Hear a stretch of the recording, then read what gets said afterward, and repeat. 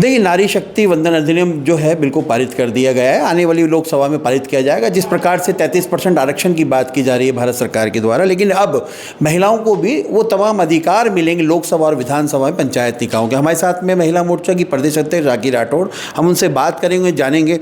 राखी जी, सबसे पहले तो आप लोगों को बधाई हो कि 33% आरक्षण के आप लोग श्रेणी में आ गए हैं।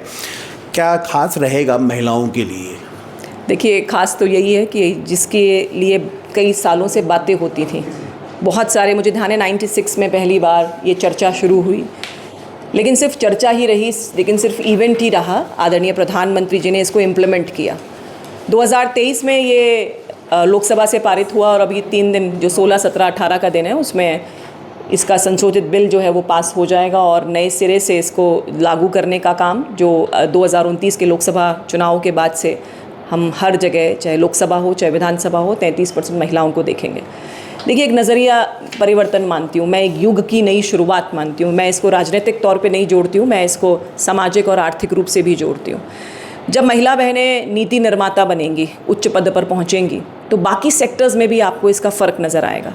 जो हमारे प्राइवेट सेक्टर्स हैं, जो सरकारी सेक्टर्स हैं, उनमें भी जो महिलाओं के प्रति नज़रिया है, जिस तरह की सोच उनकी बाकी लोगों की महिलाओं के लिए होती है, उसमें बड़ा परिवर्तन आपको देखने को मिलेगा। तो इसीलिए मैं कहती हूँ एक नए युग की शुरुआत है, एक ऐसा युग जहाँ पे वुमेन डेवलपमेंट की जगह हम वुमेन लेड डेवलपमेंट की बात करेंगे। एक ऐसा डेवलपमेंट जिसकी लीडर हमारी कोई ना कोई महिला बहन होगी।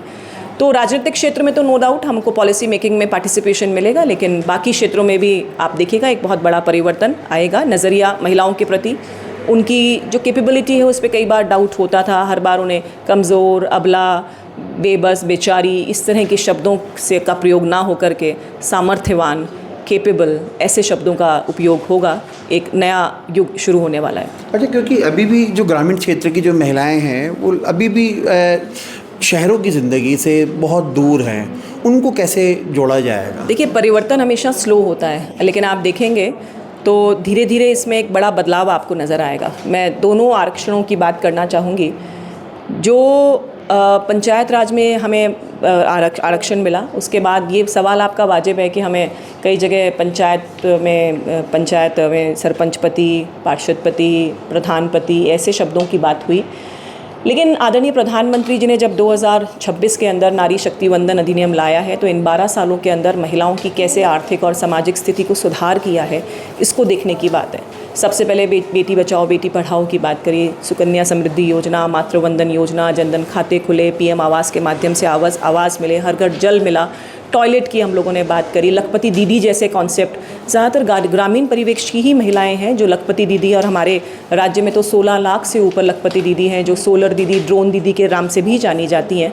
तो महिलाओं को पहले आर्थिक और सामाजिक स्तर पर लेकर आने के बाद में अब उन्हें नेतृत्वकर्ता बनाने की बात है। मतलब ये एक तैयारी के साथ है। ये ऐसा नहीं है कि एक दिन हमने सोचा और हमने आरक्षण दे दिया। ये 2014 से ही आदरणीय प्रधानमंत्री जी ने पूरे प्लानिंग के साथ में किया। पहले उनको आर्थिक और सामाजिक स्तर पर अपग्रेड किया जाए और उसके बाद उन्हें नेतृत्व करने की क्षमता, वो कॉन्फिडेंस, वो आत्मविश्वास उनमें पैदा हो, जिससे कि वो जनसेवा कर सके। ऐसा काम करने का आदरणीय प्रधानमंत्री जी ने किया। तो मुझे लगता है कि ग्रामीण परिवेश में भी इसका बदलाव आएगा। जैसे हमने भी सीखा, किसी को देखकर सीखा।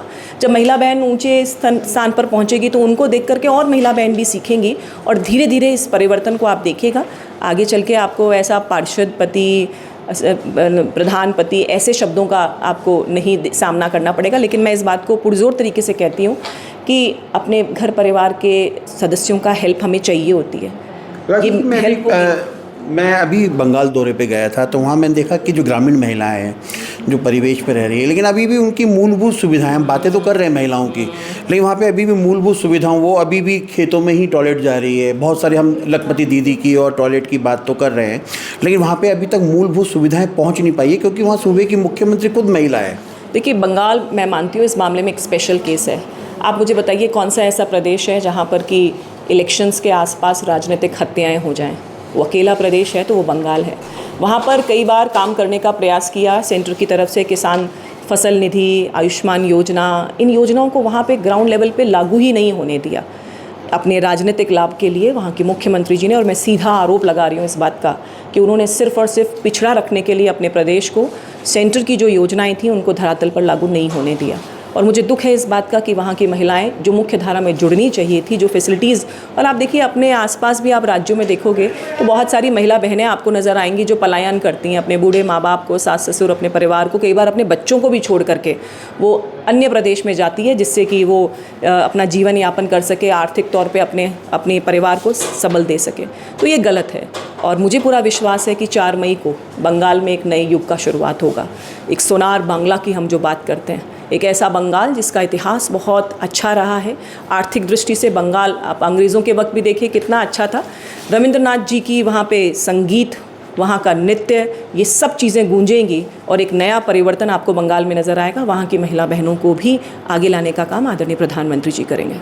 मेरा एक लास्ट सवाल राखी जी ये है कि राजस्थान के अंदर में तमाम जब 33% आरक्षण लागू हो जाएगा तो क्या लगता है राजनीतिक की तो है ही, जो कामकाजी महिलाएं हैं, जो जॉब कर रही है, उनको क्या फ़ायदा होगा? क्योंकि जो राजनीति कर रही है उनको तो लोकसभा, विधानसभा, सरपंच और निकाय चुनाव में मौका मिलेगा, लेकिन जो कामकाजी महिलाएं जो ऑफिसों में काम कर रही हैं उनको कैसे फ़ायदा मिलेगा? देखिए, जो ऑफिस में काम करते हैं उनकी पॉलिसी कौन बनाता है? सरकार बनाती है। सरकार में योगदान अगर महिलाओं का होगा तो महिलाएं उस दृष्टिकोण से सोच करके पॉलिसी बनाएंगी जो मेरी सरकार में बैठी हुई महिला के लिए उपयोगी हो सकती है। आज जब हम घर का काम करते हैं, मैनेजमेंट घर का करते हैं, तो हर क्षेत्र, हर चीज़ का ध्यान रखते हैं। वैसे ही स्वास्थ्य, पोषण, रोजगार, शिक्षा, इसके क्षेत्र में हमारी भी भूमिका इम्पॉर्टेंट होगी। बातचीत करने में हमेशा एक ईज़ रहती है। अगर कोई महिला बहन किसी महिला के पास आती है, अगर पॉलिसी मेकिंग में महिला है, तो एक सरकारी कर्मचारी बहन भी आकर के अपनी बात को बहुत अच्छे से, या कार्य क्षेत्र में उसको जो समस्याएं आ रही हैं उनको ढंग से बता सकती है। इसीलिए मैं कह रही हूँ इसके दूरगामी परिणाम ये होंगे कि प्राइवेट सेक्टर्स में भी आपको ऐसा लगेगा कि महिलाओं के प्रति जो नज़रिया है, क्योंकि देखो ये परसेप्शन खेल है। आज आप सोच के बैठ जाते हो कि वो कर लेगा तो वो कर भी लेता है, और आपने सोच के नेगेटिव थिंकिंग बना ली कि नहीं कर पाएगा, तो आप उसकी कमियों को ढूंढोगे, खूबियों को नज़रअंदाज कर दोगे। तो मैं ये समझती हूँ कि ऊपर अगर अच्छी बहुत सारी महिलाएं होंगी तो जो हमारे कर्मचारी हैं, प्राइवेट सेक्टर्स में महिलाएं हैं, उनको अभी डेवलपमेंट होगा, उनके प्रति नज़रिया समाज का चेंज होगा।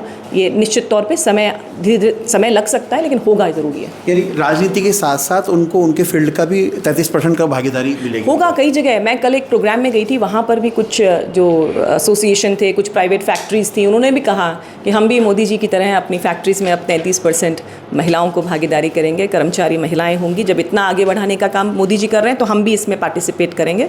तो मैं समझती हूँ कि इसका एक बड़ा आपको व्यापक असर नज़र आएगा। शायद हम राजनीतिक क्षेत्र में ही सोचकर बैठे हैं, लेकिन इसका बड़ा पैमाना आपको नज़र आएगा।